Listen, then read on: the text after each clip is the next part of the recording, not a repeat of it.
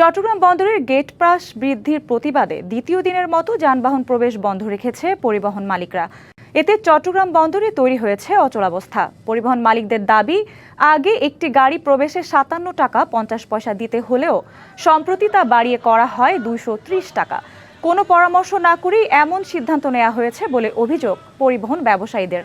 এদিকে চট্টগ্রাম বন্দরের ৪১% বর্ধিত মাশুল প্রত্যাহার ও বিভিন্ন সেবায় অযৌক্তিক ট্যারিফ সমস্যার সমাধান এক সপ্তাহের মধ্যে করা না হলে বন্দর বন্ধ করে দেওয়ার হুঁশিয়ারি দিয়েছেন ব্যবসায়ীরা। বিদেশি অপারেটরদের সুবিধা দিতেই এমন উদ্যোগ বলছেন তারা। এদিকে একই দাবিতে আজ থেকে প্রতিদিন ৪ ঘন্টা প্রতীকী কর্মবিরতি পালন করার ঘোষণা দিয়েছেন C&F এজেন্ট অ্যাসোসিয়েশন। এর মধ্যে বন্ধ হয়েছে পণ্য ওঠানামা। এতে করে বহুমুখী সংকটে পড়তে যাচ্ছে চট্টগ্রাম বন্দর। সানবিট সব দিবে সামাল। সানবিট ম্যাজিক প্রেস ডিশওয়াশিং এর মাথা ঘোরানো সলিউশন।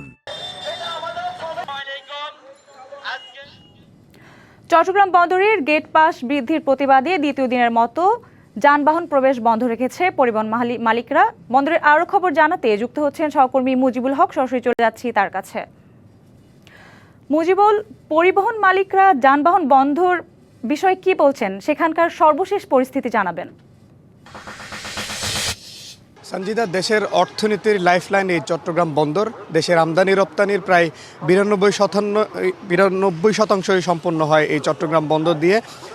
ট্যারিফ বৃদ্ধির আন্দোলন, হুঁশিয়ারি, ব্যবসায়ীদের হুঁশিয়ারি, পাশাপাশি বন্দরে যে প্রবেশ ফি, গেট ফি, সেটি বৃদ্ধির প্রতিবাদে যে পরিবহন মালিকদের যে আন্দোলন, সেটির ফলে উভয় সংকটে পড়তে যাচ্ছে আসলে চট্টগ্রাম বন্দর। আপনি জানেন যে এই চট্টগ্রাম বন্দর দিয়ে দৈনিক প্রায় ৬,০০০ TUS কন্টেইনার হ্যান্ডলিং হয় এবং এখন যেহেতু এই হ্যান্ডলিং হওয়া পণ্য দেশের বিভিন্ন প্রান্তে আসলে যেতে পারছেন না পরিবহন মালিকরা, তাদের যে পরিবহন সেই সমস্ত পরিবহনগুলো বন্ধ রেখেছেন। ফলে এর যে সমস্ত পণ্যগুলো আসলে হ্যান্ডলিং হয় প্রতিদিন, সেটি আসলে বন্দরে জমা থাকছে। ফলে বন্দরে একটি বড় ধরনের কন্টেইনার জটের সংখ্যা আসলে তৈরি হয়েছে। তো ব্যবসায়ীরা আসলে যেটি বলছেন যে ৪১% যে ট্যারিফ বা শুল্ক বাড়ানো হয়েছে, সেটি মূলত তাদের সাথে এক ধরনের বিমাতা সুলভ আচরণ তারা আসলে বলছেন। কারণ আপনি জানেন যে বাংলাদেশের চট্টগ্রাম বন্দরের সাথে বা বাংলাদেশের বন্দরগুলোর সাথে প্রতিযোগিতাপূর্ণ যে বন্দর ভিয়েতনাম, মালয়েশিয়া এবং ভারতের যে বন্দর, সেই বন্দরের চেয়ে এমনিতে চট্টগ্রাম বন্দরের খরচ বেশি তারা বলছেন, তারা দাবি করছেন। এখন যে ৪১% যে বর্ধিত শুল্ক, সেটির ফলে তাদের উপর মরার উপর খরা ঘা হয়ে সেটি আরও দাঁড়াবে এবং বিদেশি যে সমস্ত অপারেটরগুলো রয়েছে তাদেরকে সুবিধা দিতে মূলত এই শুল্ক বা ট্যারিফ বাড়ানো হয়েছে, সেটি তারা দাবি করছেন।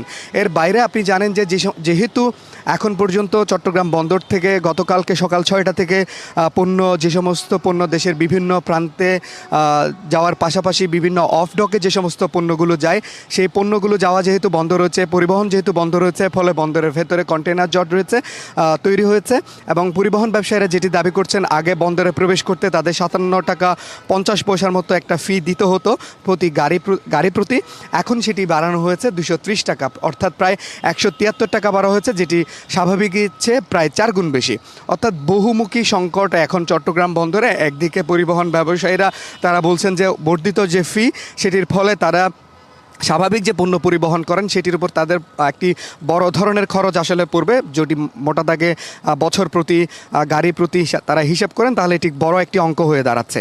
সেটি একদিকে সংকট। অন্যদিকে সংকট হচ্ছে ট্যারিফ যে বাড়ানো হয়েছে বা শুল্ক যে বাড়ানো হয়েছে, সেটির ফলে C&F এজেন্টরা আসলে আজকে সকাল থেকে তাদের যে দাবিগুলো, সেই দাবিগুলোর সাথে ব্যবসায়ীদের যে দাবি, পরিবহন মালিকদের যে দাবি, সেই দাবিগুলোর সাথে একত্রতা পোষণ করে আজকে সকাল 10টা থেকে, অর্থাৎ অফিস যে কার্যক্রম, সেই সময় থেকে প্রায় ৪ ঘন্টা তারা প্রতীকী এক ধরনের কর্মবিরতি পালন করবেন। এই C&F এজেন্টরা কর্মবিরতি পালনের ফলে যেটি হবে যে চট্টগ্রাম বন্দর থেকে যে সমস্ত পণ্যগুলো আসলে খালাস হয়, এটি একটি নির্দিষ্ট যে সমস্ত কোম্পানিগুলো তাদের পণ্য নিয়ে আসেন, সেই পণ্যগুলো নির্দিষ্ট C&F এজেন্টের মাধ্যমে আসলে পণ্যগুলো খালাস হয়ে থাকে। তো সুতরাং C&F এজেন্টগুলো যদি কর্মবিরতি পালন করে, তাহলে হাজার হাজার টন পণ্যগুলো আসলে চট্টগ্রাম বন্দরে পড়ে থাকবে, সেগুলো খালাস হবে না। বন্দরে একদিকে যেমনি জট লেগে থাকবে, অন্যদিকে এই যে সমস্ত পণ্য বিশ্বের বিভিন্ন প্রান্ত থেকে আসে সেই সমস্ত পণ্যই আসলে বাংলাদেশে ব্যবহারের জন্য যেহেতু আসে, ভোগ্যপণ্য থেকে শুরু করে বিভিন্ন উৎপাদন সামগ্রী যেহেতু আসে,